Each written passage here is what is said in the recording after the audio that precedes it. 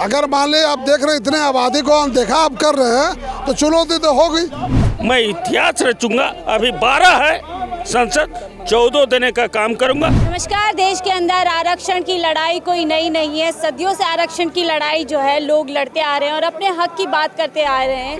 इस समय मैं जंतर मंतर पर मौजूद हूँ जहाँ पर कुर्मी समाज के लोग भारी संख्या में इकट्ठा हुए हैं और कहीं ना कहीं फिर से एक बार अपने हकों की आवाज़ को बुलंद करते हुए बोल रहे हैं कि कुर्मी समाज को SC ST के अंदर जो है जगह दी जाए। कुछ लोग जुड़ चुके हैं, उनसे बात करेंगे आगे। और क्या इस पे क्या कुछ मांग आप लोग सरकार से?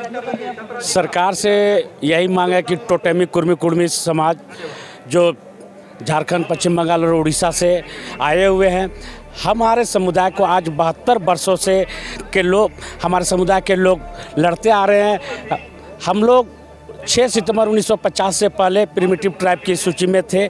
जब देश आज़ाद हुआ तो उसके बाद अनुसूचित जनजाति का जो गठन किया गया उसमें बोला गया कि 1931 में जो प्रिमिटिव ट्राइब की सूची में है उसे जोड़ा जाएगा।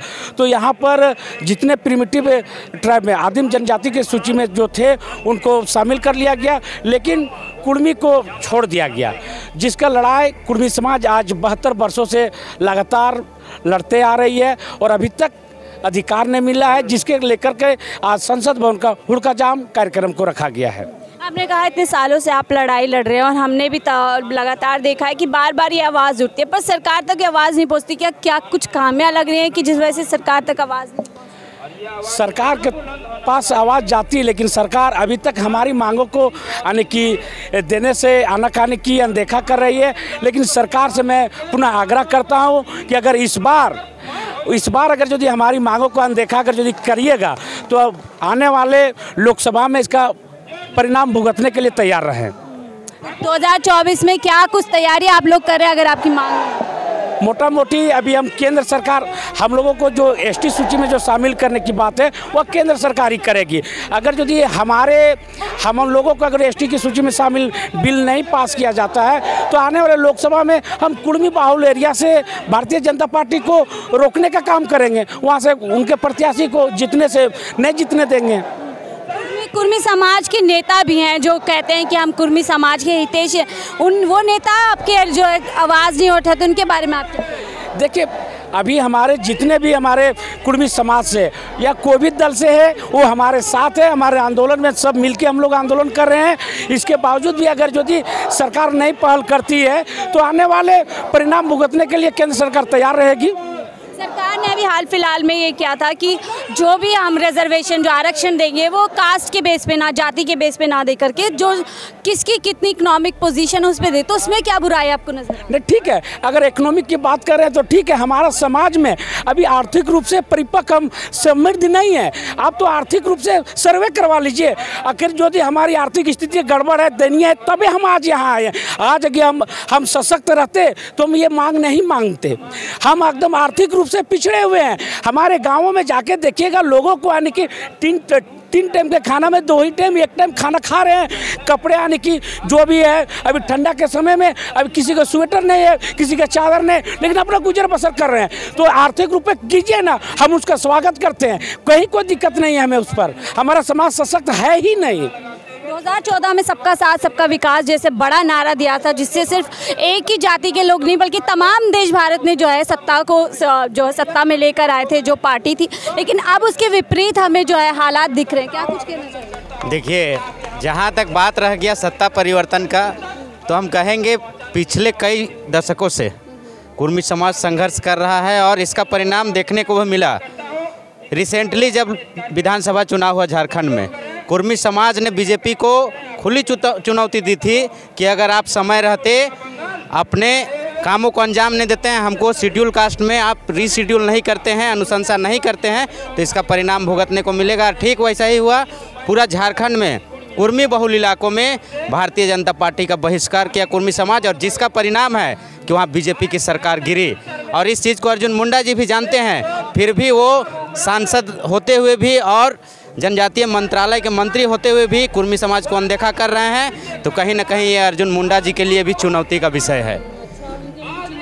2024 को किस तरह से देख रहे हैं आप? 2024 में अभी जो आप आंदोलनकारियों को देख रहे हैं, अगर आज से ठान ले बीजेपी कि अगर हमको दोबारा सत्ता में आना है तो इन सभी आंदोलनकारियों को बातों को सुनते हुए आप कुर्मी समाज को रीशेड्यूल करें, अन्यथा 2024 में आप झारखंड का या बंगाल का या उड़ीसा का जो भी टोटमिक कुर्मी बहुल इलाका है उसमें आप बीजेपी का हालत जीरो पाइएगा। बीजेपी को एक तरीके से चुनौती दी जा रही है। देखिए 2024 नज़दीक है और हम तमाम देख रहे हैं, चाहे वो कास्ट के लिए लोग अपने आरक्षण के लिए सड़कों पर हो, चाहे किसान हो, लेकिन सरकार पे कुछ खास असर नज़र नहीं आ रहा है। तो कैसे आप लोग सुनिश्चित करेंगे कि जो आपकी समस्या है उसको सुना जाए? अगर भारतीय जनता पार्टी की सरकार जो केंद्र में बनी हुई है, अगर हमारी मांगे या जो भी जिनकी मांगे वो पूरा नहीं करती है तो आने वाली लोकसभा चुनाव जो 2024 में होने जा रही है, खासतौर पे झारखंड, उड़ीसा और पश्चिम बंगाल, आप इन तीनों राज्यों में जाके देख लीजिए, आज इनको शोषित किया जा रहा है। इसलिए आज वहाँ भाजपा की सरकार नहीं है। बंगाल में किसकी है? ममता बनर्जी की। झारखंड में किसकी है? हेमंत सोरेन की है। और उड़ीसा में किसकी है? ये तो आप देख रहे हैं। यहाँ अगर हमारी मांगे नहीं पूरी करती है तो जो भी सांसद अभी बना हुआ है कुर्मी बाहुल क्षेत्र में, एक भी भाजपा के सांसद नहीं बनेंगे और सारे के सारे सांसद हारेंगे।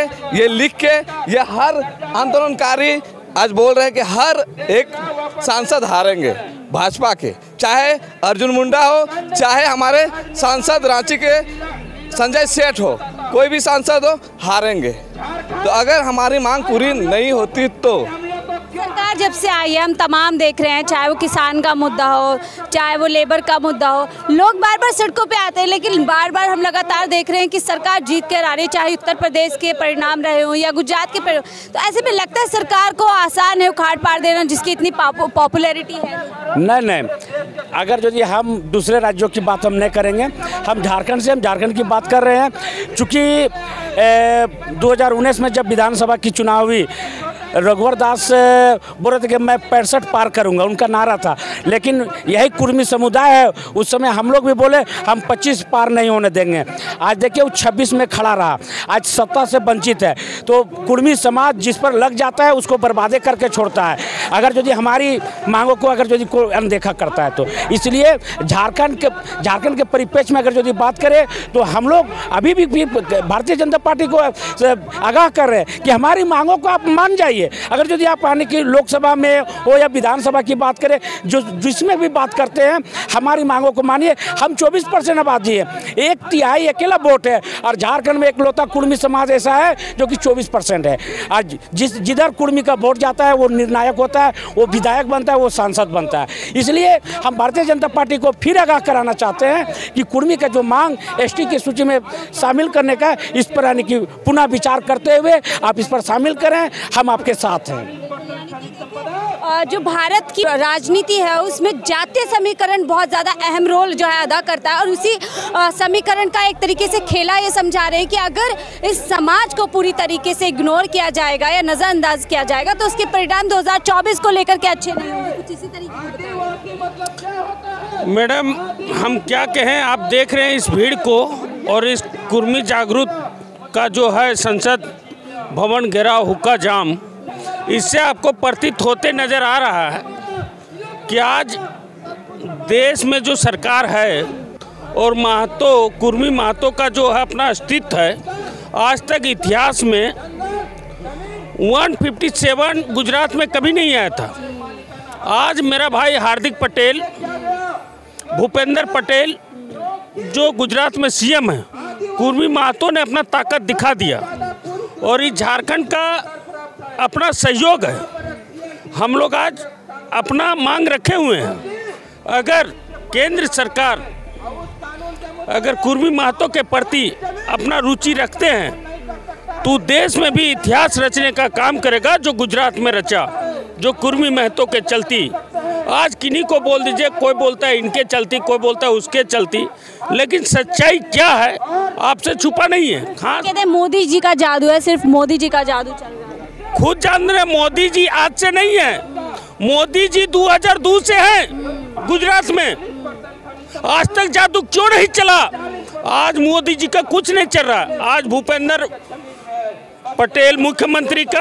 आपने 2002 का जिक्र किया, 2002 का ही अभी उन्होंने याद दिलाया कि 2002 में सबक सिखाया था, तो कहीं ना कहीं 2002 का ही तो असर है कि अभी तक इतना अच्छे परिणाम आए। नहीं, निश्चित तौर पर मैडम, आपने बोला मोदी के प्रति, तो 2002 से मोदी है, तो मोदी का जादू क्या था नहीं था आपसे छुपा नहीं है। आज हमारे बीच कुर्मी महतो का क्या जादू गुजरात में चला, चूंकि सबसे ऊंच स्थान में है तो लोग उन्हीं का नाम लेगा, ये निश्चित आप भी जानते हैं। आपका जो प्रभारी है वो आप पर निर्भर है, आप प्रभारी को दीजिएगा, हो सकता है आपका प्रभारी नहीं छपे, चाहे रोक दे, लेकिन जब मोदी सर्वश्रेष्ठ स्थान में है तो निश्चित तौर पर जो सर्वश्रेष्ठ स्थान में होता है, जो प्रमुख होता है, जो मूल्य व्यक्ति होता है, उनका नाम होना तय है। लेकिन हकीकत क्या है वो आपसे छुपा नहीं है। जो कुर्मी का, जो पटेल जो है गुजरात में, जो रौनक लाया गुजरात में, वो निश्चित तौर पर अगर हम लोग के प्रति अगर कुछ करता है, झारखंड के कुर्मी के प्रति, तो निश्चित तौर पर मैं इतिहास रचूंगा। अभी 12 है संसद, 14 देने का काम करूंगा, ये निश्चित तौर पर जानिए, एक कुर्मी महतो का ऐलान है। अभी भारत सरकार के माननीय मंत्री जो अर्जुन मुंडा है, 2004 में जो मुख्यमंत्री थे, उस समय मुख्यमंत्री के समय वो विधानसभा में पारित करके भेजे हुए हैं कि कुर्मी को एसटी में शामिल किया जाए। अभी उनका कहना है कि टीआर रिपोर्ट जो है आएगी तब हम करेंगे। तो क्या 2004 में टीआर रिपोर्ट की जरूरत नहीं थी? क्या जरूरत थी ना? तो उस समय क्यों नहीं मांग किए, अभी क्यों मांग कर रहे हैं? इसलिए आज हम लोग भारत सरकार से कहने के लिए आए हैं। हुड़का वाले क्या होता है जानते हैं? एक वो किल्ली रहता है, पूरे दरवाजे में एक किल्ली रहता है, एक वो किल्ली लगा दीजिएगा पूरा दरवाज़ा बंद हो जाता है। हम लोग आज कहने के लिए यहाँ पर आए हैं कि अगर हम लोगों की मांग सदन में नहीं उठी और नहीं मानी गई तो आने वाले जो 24 की चुनाव होगी उसमें हम लोग जाम कर देंगे, किसी को वहाँ से जीतने नहीं देंगे। ये हम लोग कहने के लिए आए हैं, ये संवाद देने के लिए हमने अपने भाषण। संसद में तो आपकी बात ही नहीं हो रही, वहाँ तो यूनिफॉर्म सिविल कोड की बात चल रही है, जनसंख्या जो है नियंत्रण की बात चल रही है, तो आपको नहीं लग रहा आपके मुद्दे जो आपके नेता है वो ही नहीं उठा रहे हैं? हमारे नेता उठा रहे हैं, लेकिन वो लोग जो है भटकाने का काम कर रहे हैं, क्योंकि 1950 से ही भटकाने का काम कर रहे हैं, आज़ादी से ही भटकाने का काम कर रहे हैं। क्योंकि अभी 24% जो है शुद्ध रूप से कुर्मी महतो की आबादी है पूरे झारखंड में। अगर आज बात हो रही है कि 26% आदिवासी लोग हैं, तो उसमें बहुत से जाति लोग हैं, मुंडा है, करिया है, वो करके, लेकिन 24% जो है शुद्ध रूप से कुर्मी महतो वहाँ पर है। वहाँ पर जितने जमीन है, आज कल कारखाना बना हुआ है वहाँ पर, चाहे बोकारो स्टील प्लांट हो, टाटा स्टील सिटी हो, BRL हो, जमशेदपुर हो, जहाँ भी बने कोलियर कारखाना है, सारा जगह महतो के जमीन लूटा गया है, इसलिए उनको हटाया गया है। दूसरा कोई कारण नहीं है, कारण यही है कि जमीन कैसे हम अधिग्रहण करें। और ये बहुत से पूरे झारखंड में महतो लोग जो बेघर हुए हैं, ये जितने भी कल कारखाना बना है सो, इसलिए हम लोग आज कहने के लिए आए हैं, अगर हम लोगों की मांग नहीं होगी तो आज 1952 से चुनाव हो रही है, हम लोग वोट देते आ रहे हैं, हम लोग वोट इस बार बहिष्कार करेंगे, किसी को वोट नहीं देंगे। वोट ही नहीं देंगे आप? वोट ही नहीं देंगे, अगर एसटी में शामिल नहीं करोगे वोट नहीं देंगे हम लोग, वोट बहिष्कार करेंगे हम लोग पूरे। आपके वोट ना मिलने से किसी का खेल बिगड़ सकता है, किसी का खेल? पूरा खेल बिगड़ सकता है, जेएमएम का भी बिगड़ सकता है, भाजपा का बिगड़ सकता है। चुनौती दे रहे हैं भाजपा सरकार? चुनौती नहीं है, चुनौती तो है ही है।